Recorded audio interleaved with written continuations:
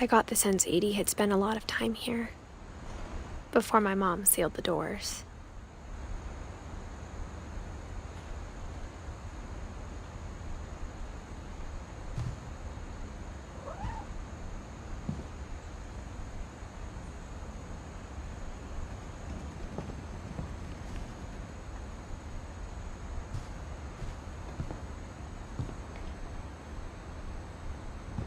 I can't describe it, but I felt like some part of Molly was still here. I grew up looking at Molly's room through the peephole.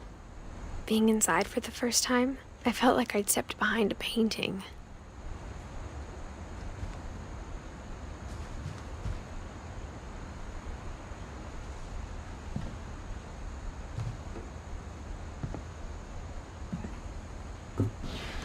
Molly's gerbil had a tiny bedroom with its own even tinier gerbil cage.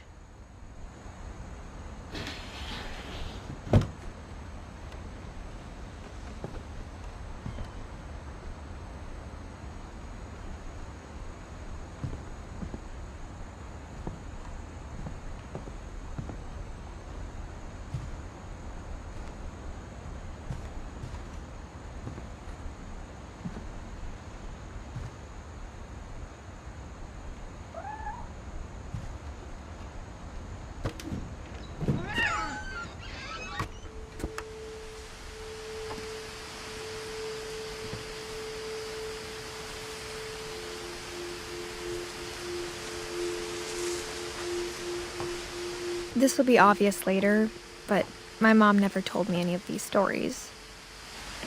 Edie would have, but Mom didn't like bringing up the past.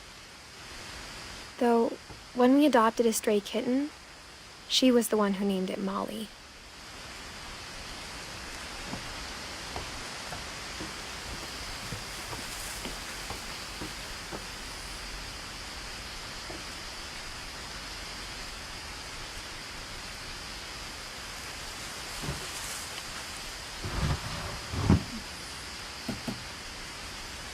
I spent a lot of time in Great-Grandma Edie's room.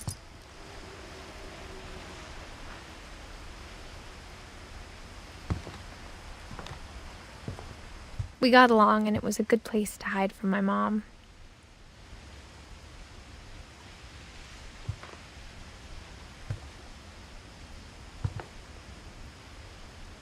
Louis died a week before we left, but Edie had already started to memorialize him. Edie knit me a new pair of gloves every year, just in time to replace the old ones.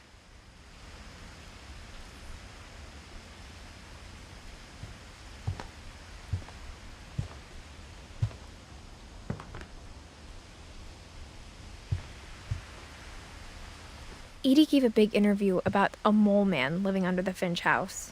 My mom was furious.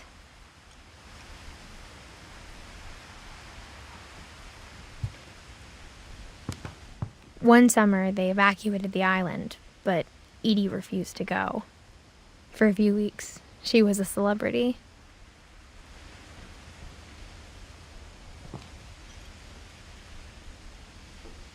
When Edie told people Sven was killed by a dragon, she could also have said he was building a dragon-shaped slide that collapsed.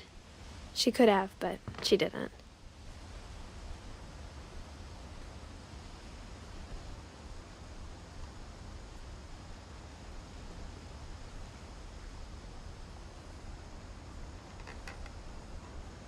Even in her 90s, sometimes Edie seemed a lot younger than my mother.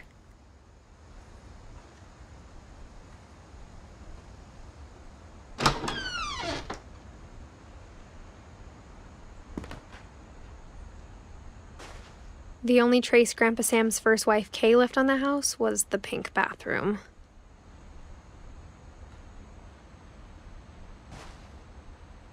It was a pretty big trace.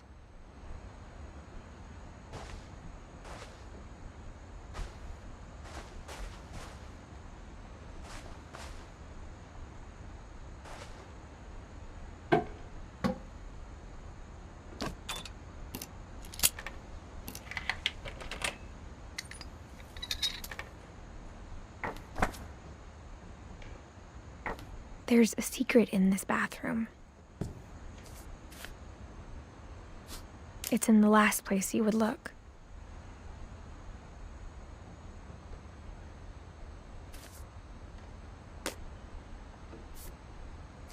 It isn't in the cupboard. It's hidden in this book.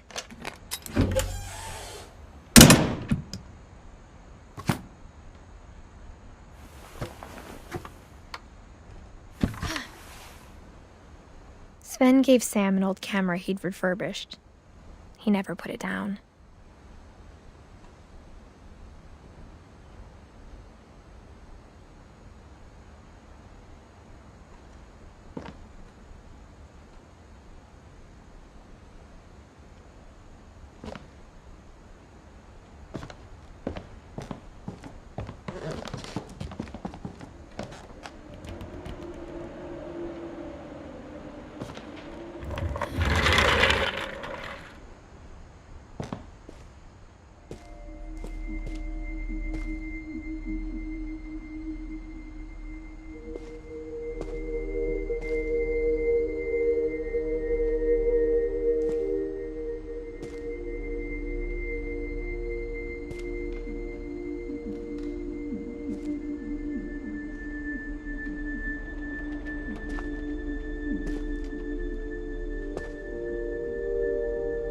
I knew Grandpa Sam had a twin,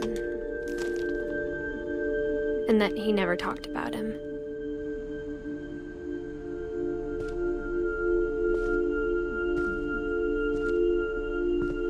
I guess my grandpa didn't like history any more than my mom did.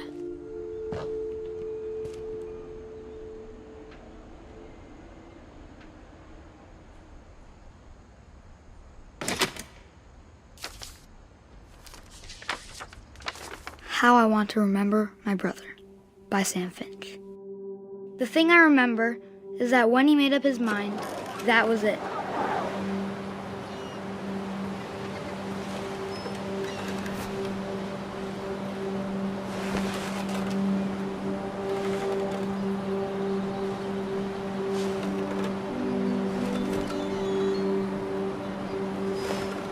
My brother said he'd die before he ate another mushroom.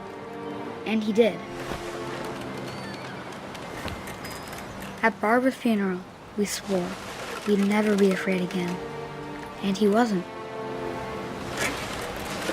I think Calvin always wanted to fly. Stop! Calvin! Dinner's ready! Coming! But that day, he finally made up his mind to do it. I told him going around was impossible. Maybe if I hadn't said that. Calvin, I'm not gonna tell you again.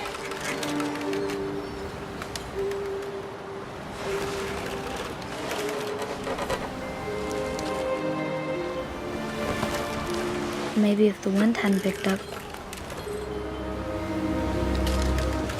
then maybe he'd still be here. But I doubt it. I think he'd already made up his mind. That's what I want to remember about my brother.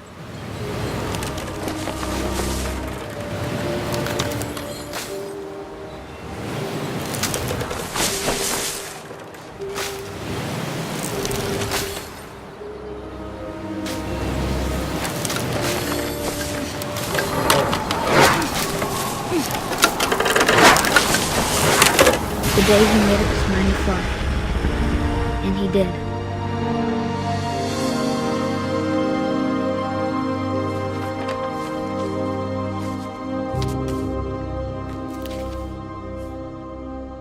Calvin's story felt strangely familiar. When I was younger, I remember trying to do the exact same thing.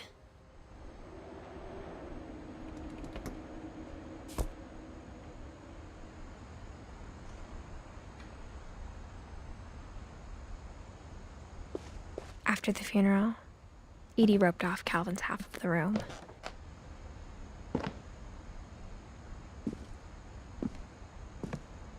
Mom said Grandpa Sam enlisted at 18 and never set foot in the room again.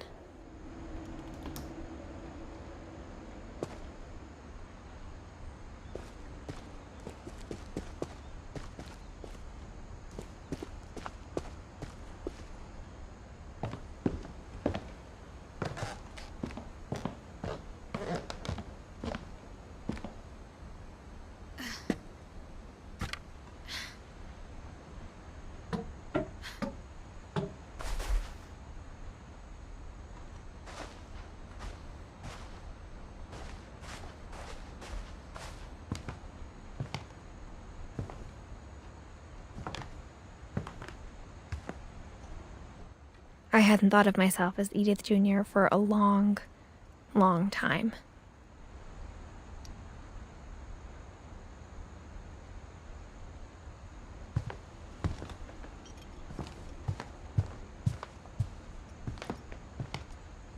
Her room was like a museum.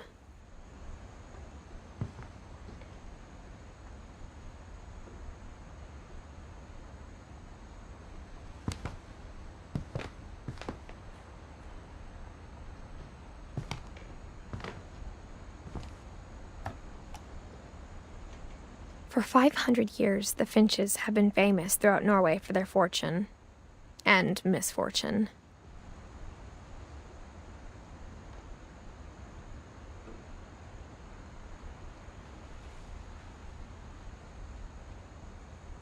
Odin Finch buries the latest victims of the family curse, his wife Ingeborg and their newborn son, Johan. On January 7th, 1937, he set sail with his family and his house, hoping to leave the curse behind. But 40-foot waves off the coast of Washington send the house and Odin to the bottom of the sea. Odin's daughter Edie, with husband Sven and baby Molly, step ashore on their new home, Orcas Island. Odin Finch is the first to be buried in the new family cemetery.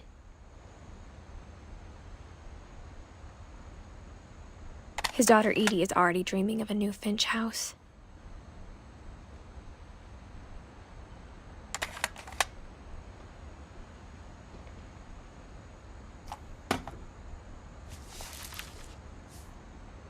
Whatever's wrong with this family, it goes back a long ways.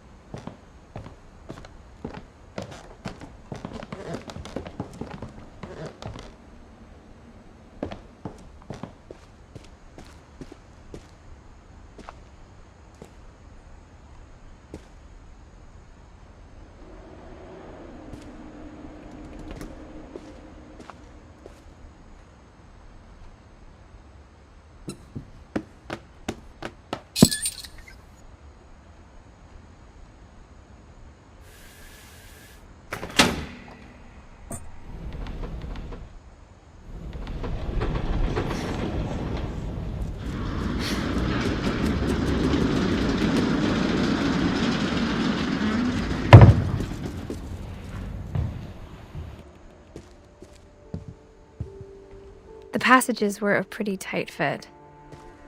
They'd obviously been built for smaller hands and bellies.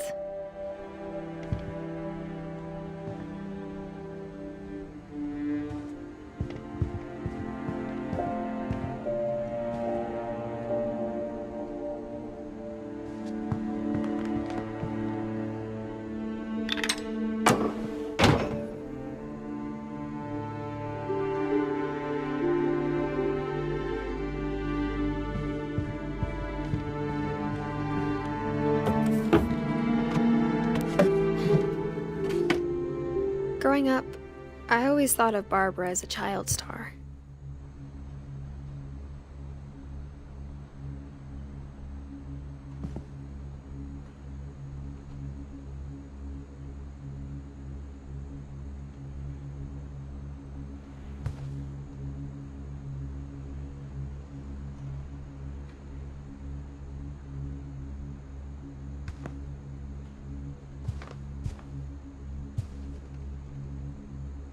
I never thought about how hard it must have been for her afterwards.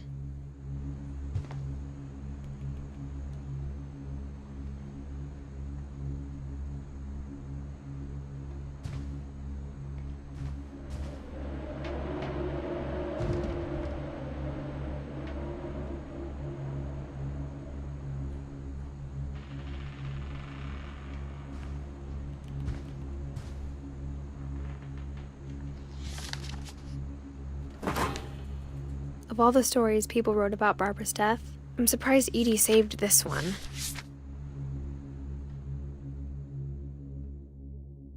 Old Jack here with another ghastly tale inspired by America's most unfortunate family. I'm calling it The Surprise Ending of Barbara Finch. As a child star, Barbara was famous for her scream. Now at 16, she was all washed up, a has-been. But in a lucky break, she'd been asked to perform her signature scream at a local convention for monster movie fans. It was just the boost her career needed. Unfortunately, her scream hadn't aged well. Getting better. I think you just need the right motivation. Her biggest fan and current boyfriend, Rick, was about to demonstrate when... Now that was a great scream. It was Barbara's father, Sven. He'd slipped into a table saw and had to be rushed to the emergency room. So Barbara got stuck babysitting her youngest brother, Walter. Her convention comeback was cancelled. Okay, I'm hearing frustration, but I'm not hearing terror. What if I tried... A gang of hoodlums in Halloween masks have been terrorizing Orcas Island tonight. Police are urging residents to... That came from the basement. You're right! Also, I loved your delivery on that. Why is your basement door locked? Because my dad likes making puzzles and secret passages. There's a key hidden in the music box. The secret is to keep winding and winding until finally the key pops out. Thanks, babe. I'll be back in a sec. 20 minutes later, Rick hadn't returned. So Barbara went to look for him, right on cue. She reached for the music box.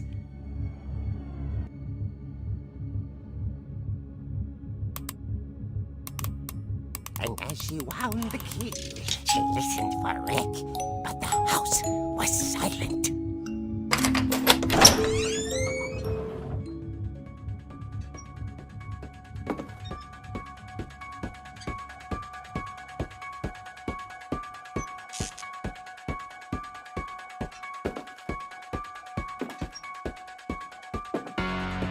She found Rick's crutch and imagined the worst.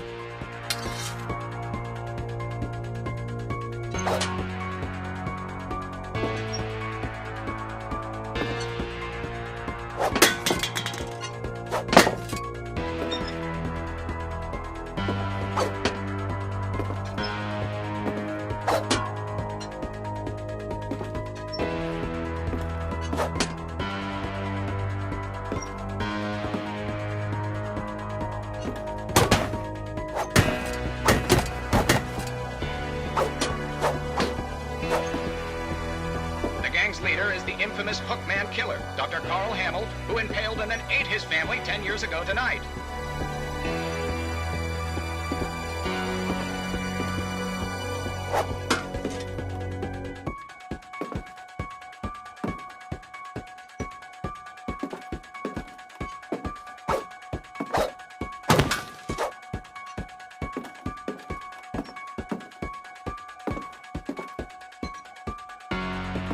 old fridge rattled and grew still.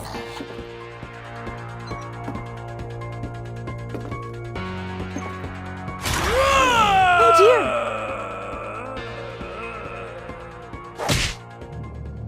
Oh! Rick? Barb, relax. I was just trying to scare you to help you find your scream. Well, I'm not scared, Rick. I'm furious. Then act furious. All I'm getting from you now is that you're hurt and confused and She threw him out, but she kept a little something to remember him by. Barb, have you seen my other crutch? And she was still holding it when she fell asleep watching the late picture show. Hours later...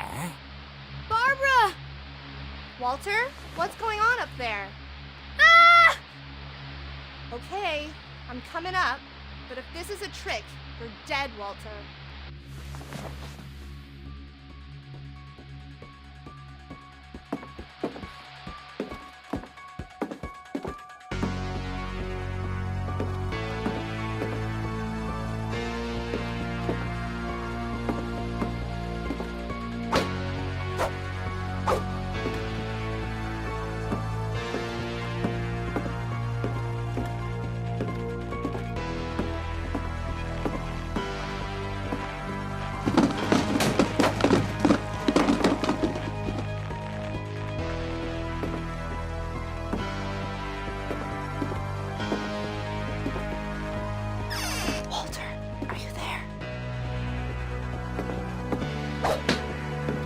Walter had vanished, but his bedside radio was still on. Orcas Island police describe the man as 6 feet tall, with a steel hook for a hand. Residents are urged to lock all doors and windows and notify the police of any suspicious activity.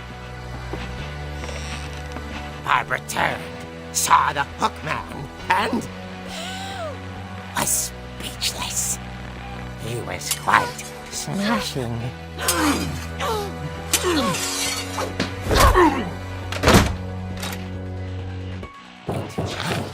was, he couldn't get enough of Barbara. Okay, Barbara, there's gotta be another way out of here.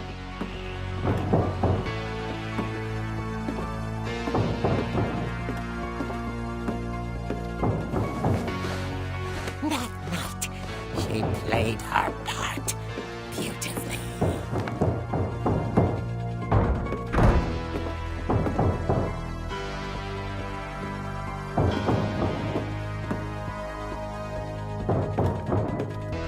She thought about abandoning Walter, but just couldn't do it.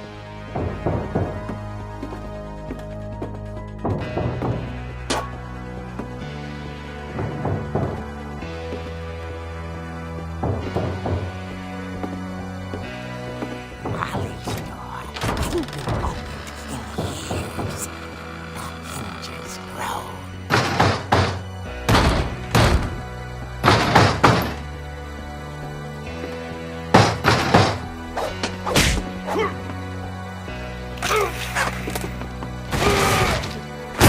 He wasn't moving, but she sensed the story might not be over yet.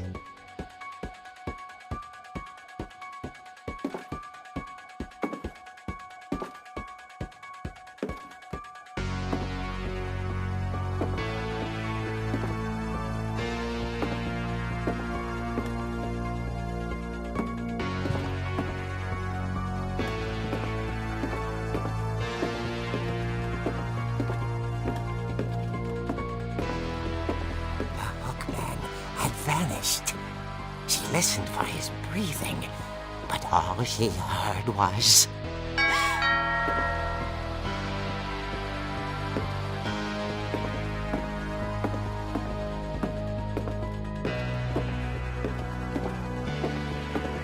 Someone at the door was dying to speak to young Barbara. At the door, she heard whispering. Was coming from inside the house.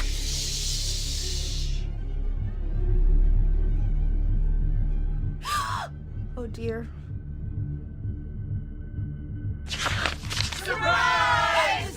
Bravo, Barbara! You were wonderful! The monsters had come to surprise her. For Barbara, it was a dream come true. Then she saw what kind of monsters they were, and she realized what was about to happen. She was going to be famous. And with her final breath, Barbara Finch gave the performance of her life.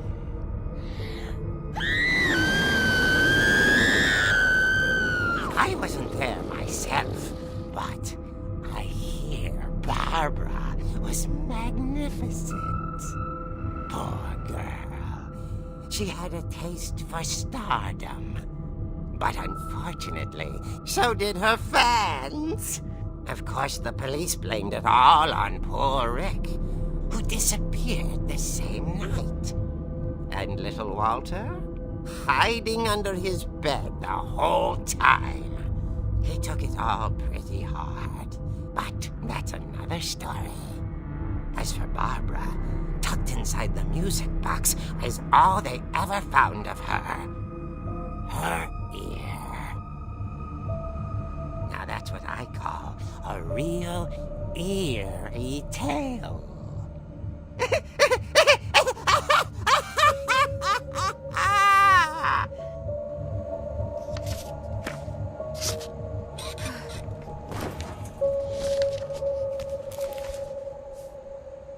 Edie told me all Barbara wanted was to be remembered, as absurd as that comic was. Maybe what Edie saw was a happy ending.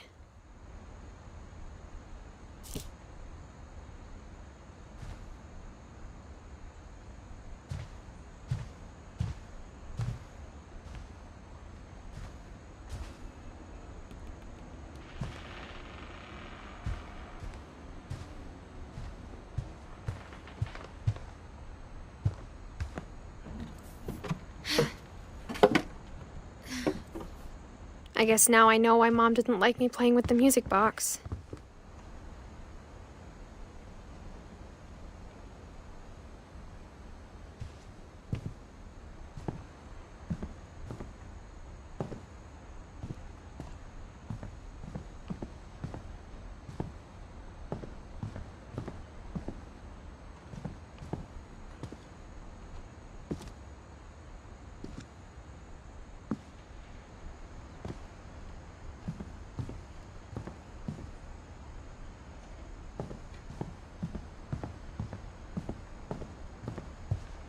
It's funny. All those times I played with the music box and never found the basement key.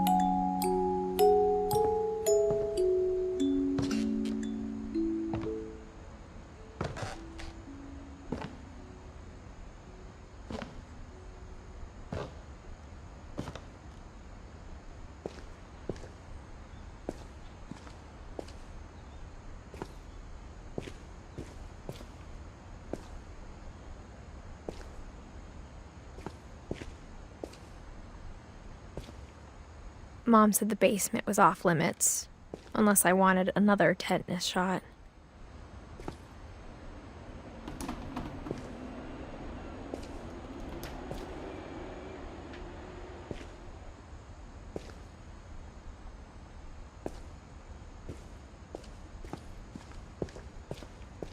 I saw Edie sneak down to the basement once, carrying packages.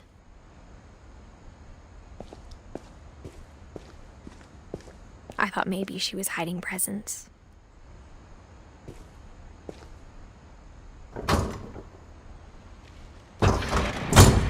It turned out she was hiding a lot more than that.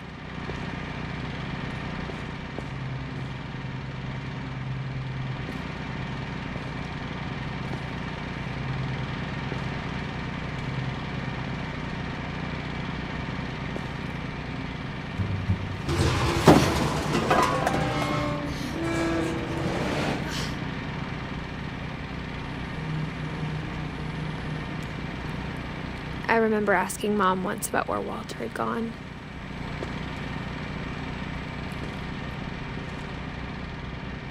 She said after Barbara died, he got as far away as he could.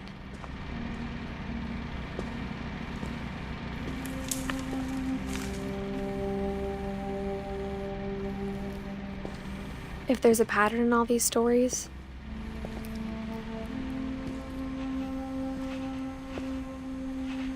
I think it's that none of us has gotten very far.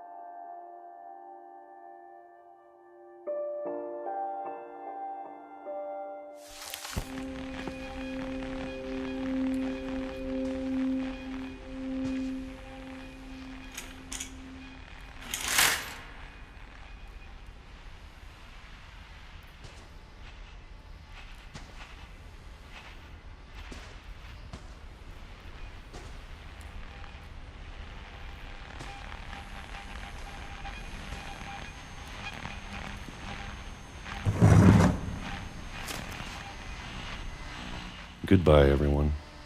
I can't believe I've been down here for 30 years. On that first day, after the shaking started, I didn't think I'd survive a week.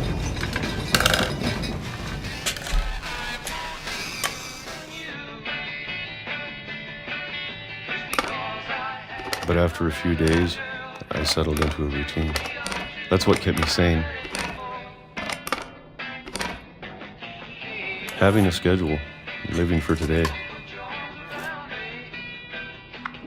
I always expected to be dead tomorrow. But if you wait long enough, you get used to anything.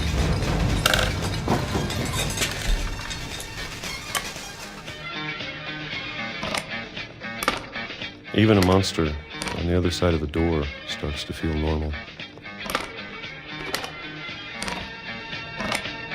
Almost friendly.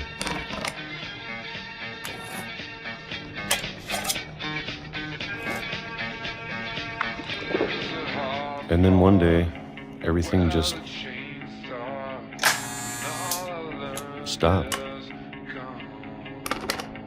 Whatever that thing was, it was gone. Maybe it got tired of waiting. Or maybe I just got tired of being afraid.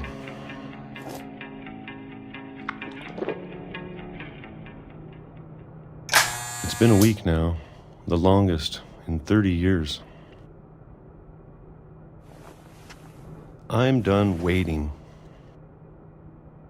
I have to leave while I still can.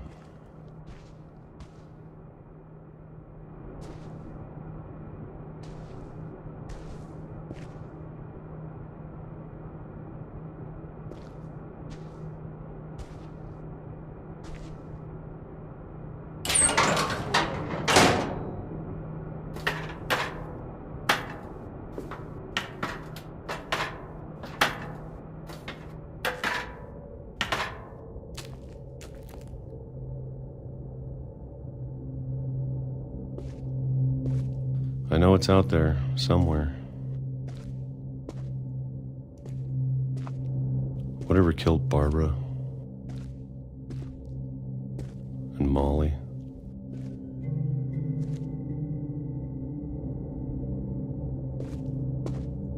And Calvin.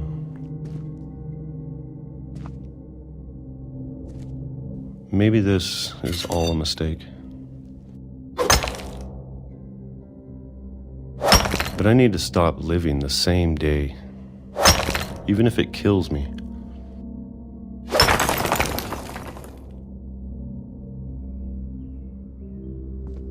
Whatever's out there, I want you to know I'm ready for it. I'm going to appreciate all of it, especially the food. I don't mind if I only have a year left. Or a month. Or a single week. I'd be happy with one new day. I can already imagine the sun on my face.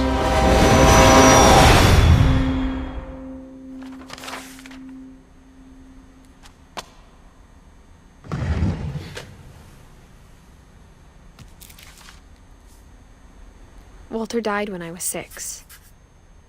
I can't believe my mom never told me he was down here.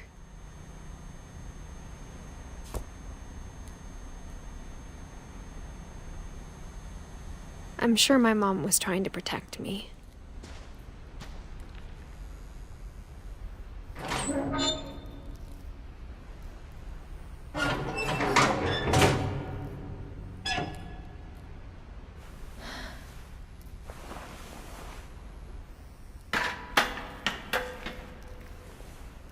Maybe she was afraid I'd end up like Walter. But if she never told me about an uncle under the house, I can only imagine what else she was hiding.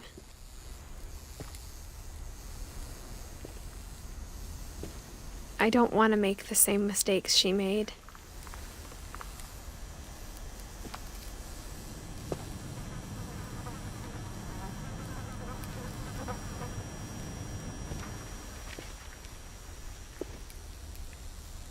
Trying to bury something that's still alive.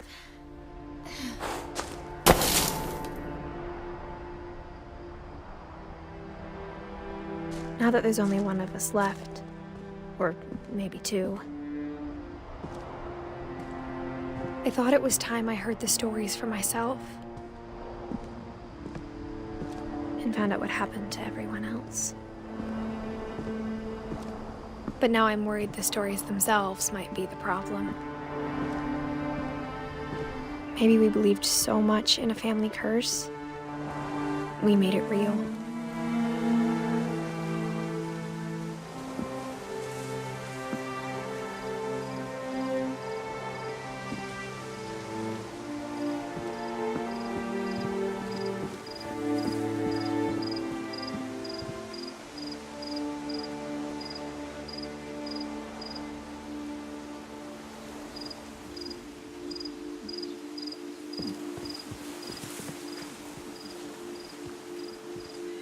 I don't know if I should even be writing this.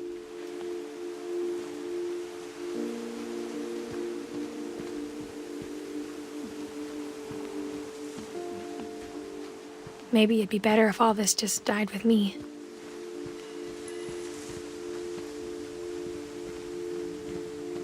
But I thought you should know about your family.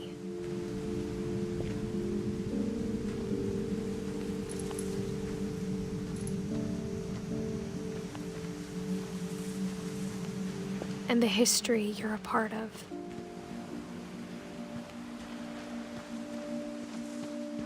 Though to be honest, I feel as lost as you probably do right now.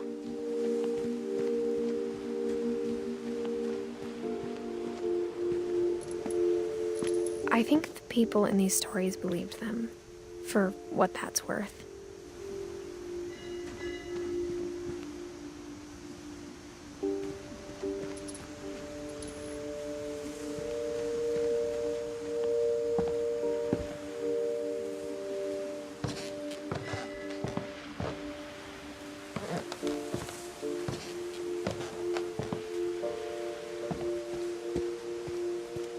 And when you look at the house, that history of imagination and stubbornness and madness, any of it seems possible.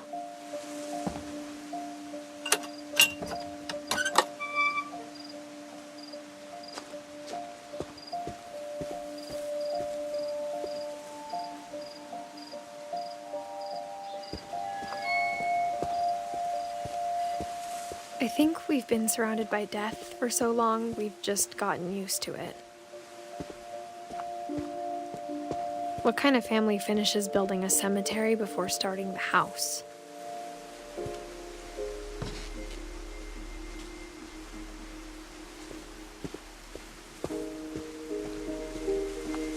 It's embarrassing for me to admit this, but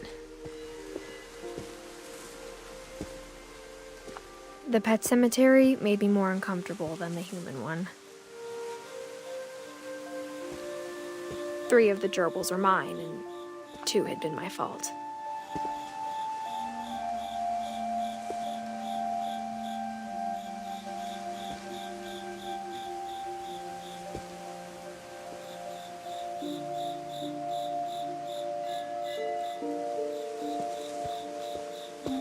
Sven built the house, but it was Edie who designed the cemetery.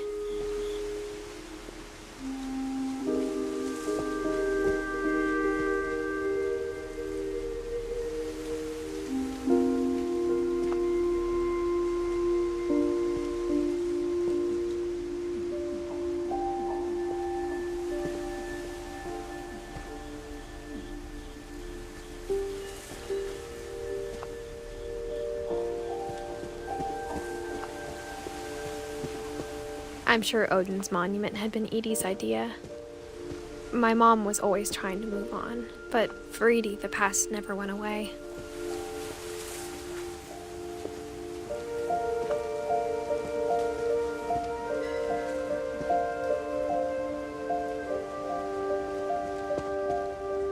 She could see it poking out of the water at low tide.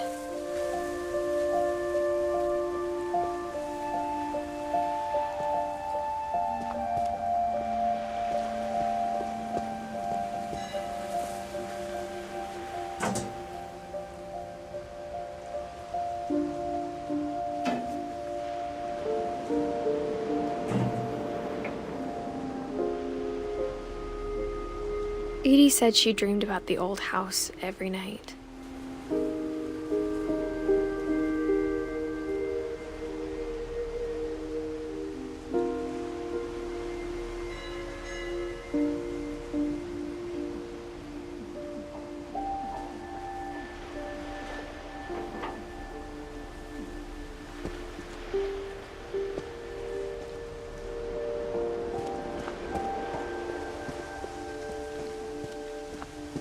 Edie's side was always easier for me to understand.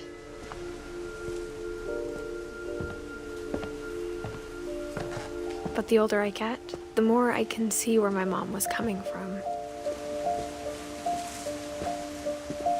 Her dad had been pretty strict, but it wasn't enough to save her brothers. She was just trying to do better.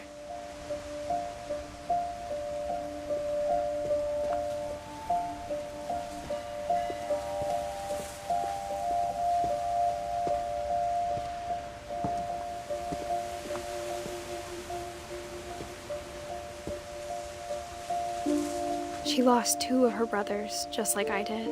I get why she tried so hard to protect us.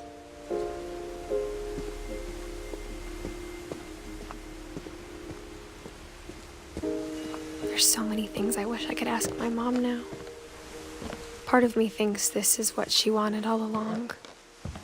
For me to come back someday and find everything out for myself.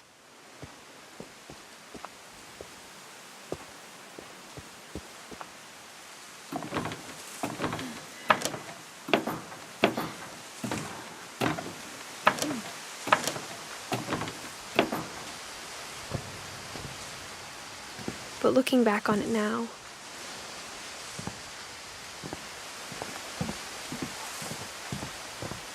if she told me there was going to be so much climbing, I never would have come when I was 22 weeks pregnant.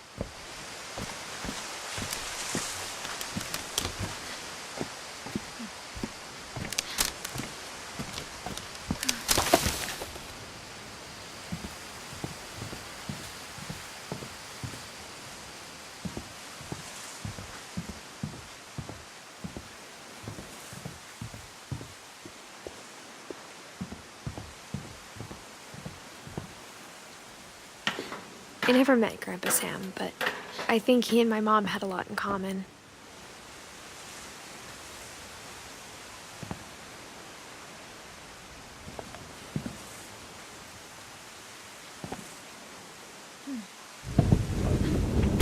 They were both pretty intense.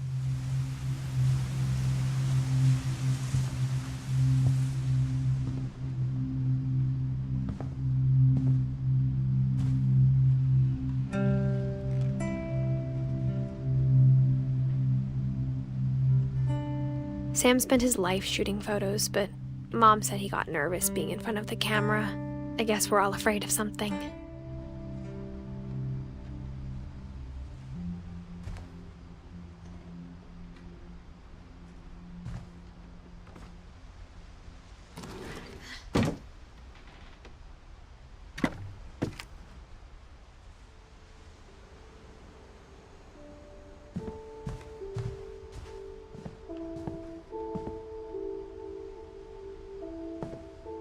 Instead of hiding from death, Sam seemed to go out of his way to meet it.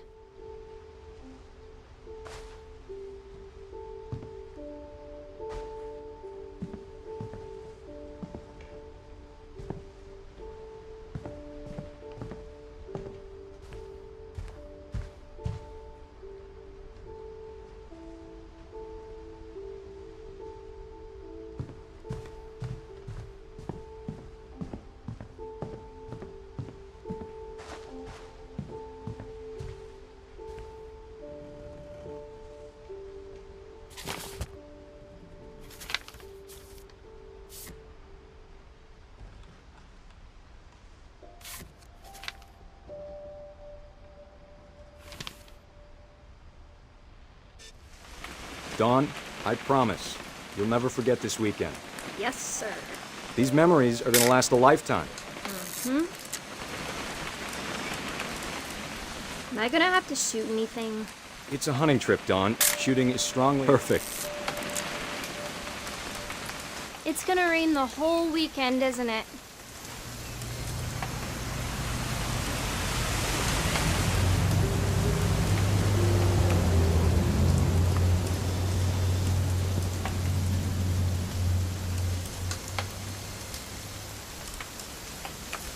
I will never forget this weekend, Dad. That's the spirit.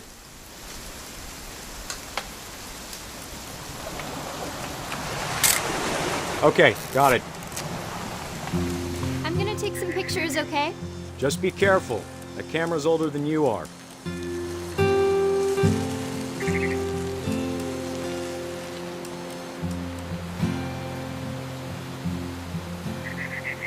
You're right, Dad. It's starting to clear up. Still freezing, though.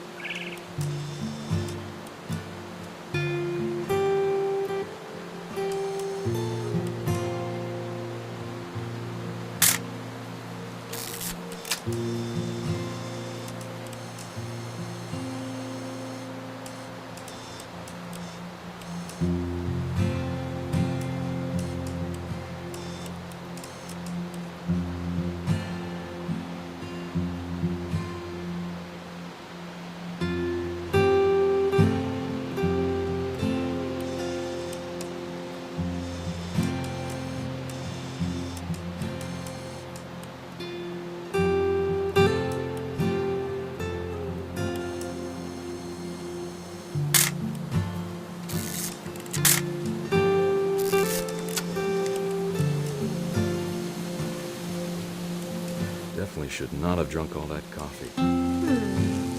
Hold still while I take a picture of you. I definitely won't be moving. Are you done yet? Does it sound like I'm done? Nothing quite like being outside. Hey! That's a keeper. I'm just saying, I'm not always gonna be here, Dawn. You'll need to remember this stuff, if you want to survive. I'll be fine, Dad. You know who else thought he was gonna be fine? Some guy who died. Dawn, I'm being serious. I know, Dad. You're always serious. Doesn't being out here make you want to chill out? Well, to tell you the truth, I haven't been out here in 20 years.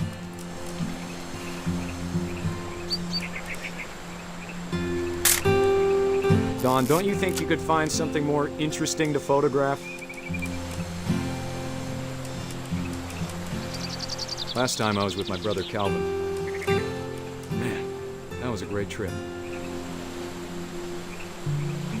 Your grandpa Sven taught us how to fish, how to build a fire. We found an old logging trail. There were deer everywhere. I bet if I could remember where that trail was, we'd spot a buck for you in no time. Give me a minute to check the map.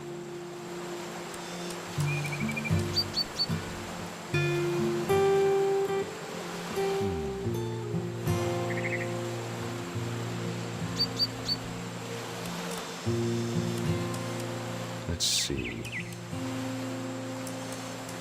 Dad! Good eyes, Dawn.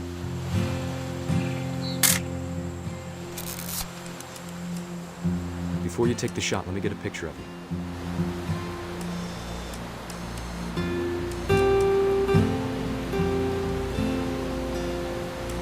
Dad, I... Just breathe. Turn off your imagination. Focus on your target.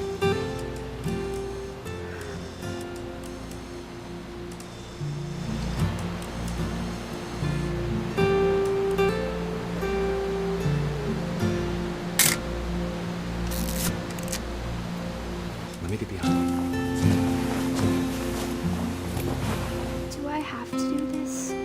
Dawn, you don't have to do anything. But if you want to survive, you'll need to be strong.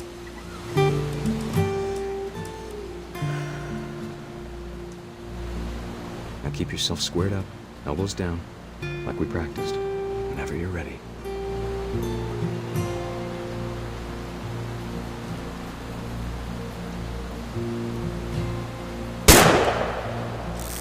Great shot, Dawn!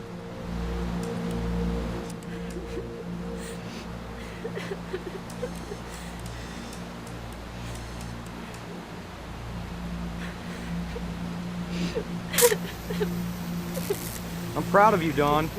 Always remember that, okay?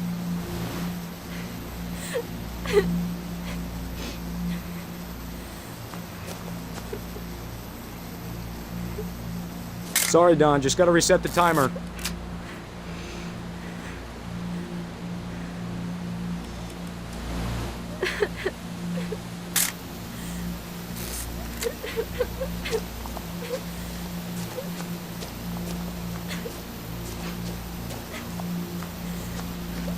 Dad, it's twitching. I think That's it's totally so... normal, Dawn. Just focus on the camera. Try not to think about... Dad!